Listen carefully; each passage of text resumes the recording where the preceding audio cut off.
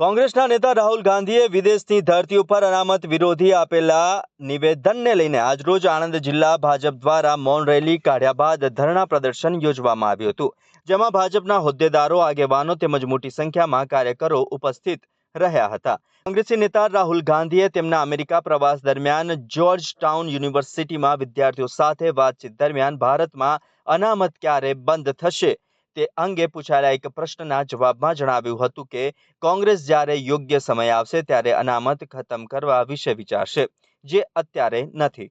રાહુલ ગાંધીના આ અનામત વિરોધી નિવેદનના વિરોધમાં આજરોજ આણંદ જિલ્લા ભાજપ દ્વારા શહેરના લોટિયા ભાગોળમાં આવેલ બાબા સાહેબ આંબેડકરની પ્રતિમાને હાર ચઢાવી રાહુલ ગાંધી તેમજ કોંગ્રેસ વિરોધી સૂત્રોચ્ચાર કર્યા હતા, જે બાદ હાથમાં પ્લેકાર્ડ સાથે મૌન રેલી કાઢવામાં આવી હતી. લોટિયા ભાગોળથી નીકળેલી આ મૌન રેલી ટાઉન હોલ પહોંચી હતી, જ્યાં ધરણા પ્રદર્શન કરવામાં આવ્યું હતું. આ મૌન રેલી તેમજ ધરણા પ્રદર્શનમાં ભાજપના હોદ્દેદારો, આગેવાનો તેમજ મોટી સંખ્યામાં કાર્યકરો કાળી પટ્ટી ધારણ કરીને જોડાયા હતા. રાહુલ ગાંધી અમેરિકામાં જઈ ડોક્ટર બાબા સાહેબ આંબેડકરના બંધારણમાં જે અનામતની જોગવાઈ કરવામાં આવી, એ અનામતની જોગવાઈમાં એમને પ્રશ્ન પૂછવામાં એમણે એમ કીધું હતું કે કોંગ્રેસ સત્તા પર આવશે તો અમે આ અનામતને ખતમ કરી નાખીશું. આ અનામત કોઈની દેન નથી. ડોક્ટર બાબા સાહેબે એમના બંધારણમાં લખેલું, દલિતો, વંચિતો, આદિવાસી, ભક્તિપંચ, અનામત એ કોઈ આર્થિક બેઝ પર આપવામાં નથી આવી. અસ્પૃશ્યના નાતે એમને અનામત આપવામાં આવી હતી. અને લોકસભાના ઇલેક્શન પહેલા એ લોકો ચઢે ચોક બોલતા હતા કે ભાજપની સરકાર આવશે તો આ અનામતને દૂર કરશે. અનામત દૂર કરવાની વાત તો બાજુમાં રહી. સાંભળી લો, અત્યારે પોતે જ કોંગ્રેસ લોકસભાના ઇલેક્શન પછી પોતે એમ કહે કે અમે અનામત હટાવીશું. એટલે બે મુખની વાતો કરનારા આ રાહુલ ગાંધી, આ ભારતીય જનતા પાર્ટી, કેન્દ્રમાં સરકાર નરેન્દ્રભાઈ મોદી સાહેબ એના જ્યારે વડાપ્રધાન હોય એમણે કીધું કે જ્યાં હું જીવીશ ત્યાં સુધી અનામત દૂર નહીં થાય. છતાં પણ કોંગ્રેસ ગરીબોને, દલિતોને, ભક્તિપંથને મૂર્ખ બનાવી રહી. હું આજે તમારા માધ્યમથી મારા દલિત બંધુઓ અને આદિવાસી બંધુઓ અને ભક્તિપંથના બંધુઓને વિનંતી કરું કે કોંગ્રેસને ઓળખો. ચૂંટણી આવે એટલે અનામતની વાતો કરે, ચૂંટણી ગયા પછી કે અનામત ખતમ કરવાની વાતો કરે. એવી વાતો કરનારા કોંગ્રેસથી ચેતે. અને આજે ભારતીય જનતા પાર્ટી દ્વારા સમગ્ર ગુજરાતની અંદર તમામ જિલ્લાની અંદર આજે મૌન રેલી કાઢી અને કોંગ્રેસનો બેમુખ થઈ અને અમે એમનો વિરોધ કરવા માટેના કાર્યક્રમનું સુંદર આયોજન આણંદ જિલ્લા તરફથી કરવામાં આવ્યું.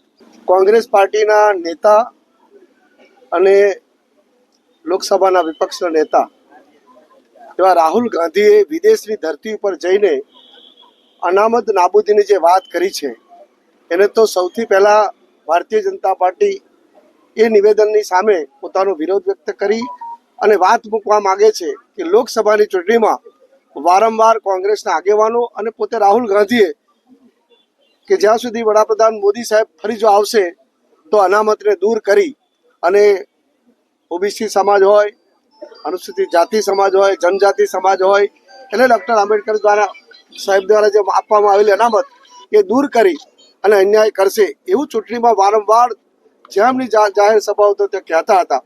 જ્યારે સત્તામાં મોદી સાહેબ આવ્યા છે ત્યારે ફરી વિદેશની ધરતી પર જઈને આ જે વાત કરી છે કે કોંગ્રેસ આવશે તો અમે અનામતને દૂર કરીશું, તો ખરેખર આ કોંગ્રેસની બે મોઢાની વાત એ પ્રજાને ગુમરાહ કરવાની વાત છે. અને વાસ્તવમાં એ વર્ષોથી આપણે જોયું છે કે જ્યારથી જવાહરલાલ નહેરુ એ વડાપ્રધાન હતા ત્યાર પછી ઇન્દિરાજી, એમણે સમયાંતરે આ સમાજને અન્યાય જ કર્યો છે. અને જે ન્યાય હતો એ ન્યાય ક્યારેય આપ્યો નથી. પરંતુ જ્યારથી આ દેશની 2014થી મોદી સાહેબ બેઠા છે ત્યારથી એમણે આ સમાજની ખૂબ ચિંતા કરી છે. અને વિશેષ કરીને વર્ષોથી ઓબીસી આયોગ જે વર્ષોનું હતું એ આયોગને પણ એમણે માન્યતા આપી અને ન્યાય અપાવ્યો છે. એટલે મોદી સાહેબનો જે વિચાર છે ને એમણે પોતે પણ જાહેરમાં બોલ્યા છે કે હું જ્યાં સુધી છું ત્યાં સુધી આ પાર્ટીનો જે મૂળભૂત ડૉક્ટર આંબેડકર સાહેબ જે આપણને અનામત આપી છે એને દૂર નહીં કરીએ. અને જે પ્રજાને જે જૂની સખાકારીની જે કામો છે એને અમે સતત કરતા રહીશું.